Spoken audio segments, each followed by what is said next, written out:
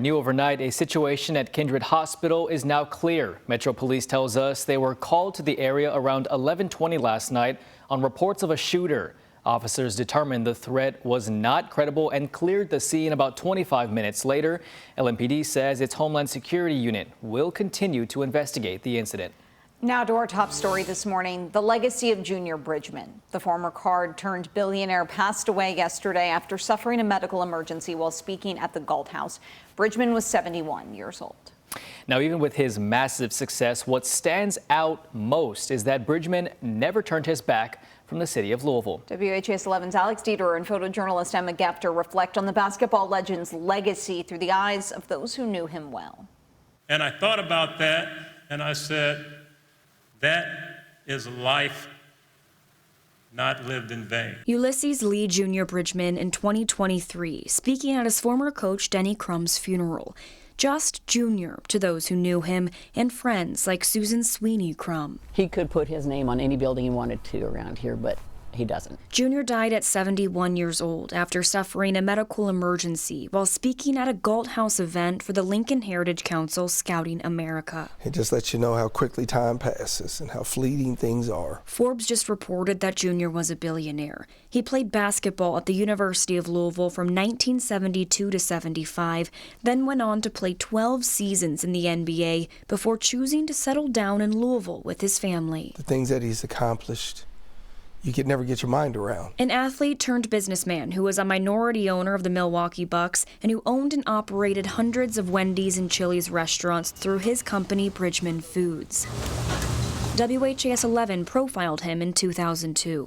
He did not know how to do this, did he? As large and powerful of a man Junior was to the world. When you're starting to talk about Junior Bridgman's footprint, I can't even imagine it. He's remembered as a humble man to his friend since 1981, Jerry Eves, who followed Junior to U of L and then later to the NBA. It was easy to follow Junior because he was always doing something that I was trying to achieve and follow. So he was huge footprints, but you could always see where he was going. Junior was coached by the legendary Denny Crum during his time at U of L. And Denny thought the world of him. I mean, he just loved Junior. He was one of his early players. A relationship that exceeded the sport, that left behind a lasting friendship with Coach Crum and his wife, Susan. I have a shirt that says Denny's Louisville, but truthfully, this could be Junior's Louisville because that's the kind of person he was, the impact he had on this community and U of L. It's going to be hard to replace. Junior shared these words at Crum's visitation in 2023. He changed the city of Louisville, he changed the fans of the University of Louisville, and he made Louisville a national power. He and Denny hopefully had a high five with Felton Spencer and some others who've gone before them, Derek Smith.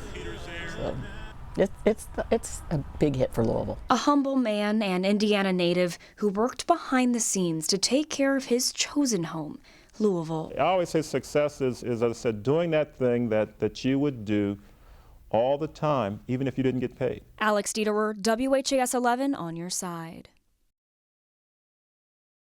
Mayor Craig Greenberg had this to say about Bridgman's passing, quote, "I will most remember Junior Bridgman for his quiet, impactful assistance to others in need, his love for Doris and his entire family, and his never-ending support for our community. Junior made us all better people and Louisville a better city." The Milwaukee Bucks posted to X, saying in part, last September, Junior's life came full circle when he returned to the Bucks family as an owner. His memory will always be an inspiration to the Bucks organization. Bridgman's jersey already hangs in the Bucks arena. And we've got much more on our website about Junior Bridgman's contributions to Louisville and how loved ones are responding to his death. Just click this story on the homepage. 3 people, including 2 juveniles, are now facing charges in a deadly Shively double shooting. One of them will appear in court today for the first time. 18-year-old Brickle Buckner and 2 unidentified juveniles were arrested yesterday. On Saturday night, 2 teenagers were shot on Cheviot Drive. Both were taken to the hospital where one of them died. According to Buckner's arrest citation, officers searched a home on Park Road yesterday and found the 3 suspects inside. Police also found 3 handguns that were disassembled and hidden in a wall. In a detached barn, police say they located suspected heroin and a stolen car. Buckner is charged with murder and assault. He's expected in court at 9 o'clock this morning. A former Manual High School football coach will face trial in November. Donnie Stoner pleaded not guilty to 20 counts of sex abuse charges. Investigators say Stoner abused a 17-year-old student at his home and at the school. Stoner is on home incarceration. His trial is scheduled for November 18th.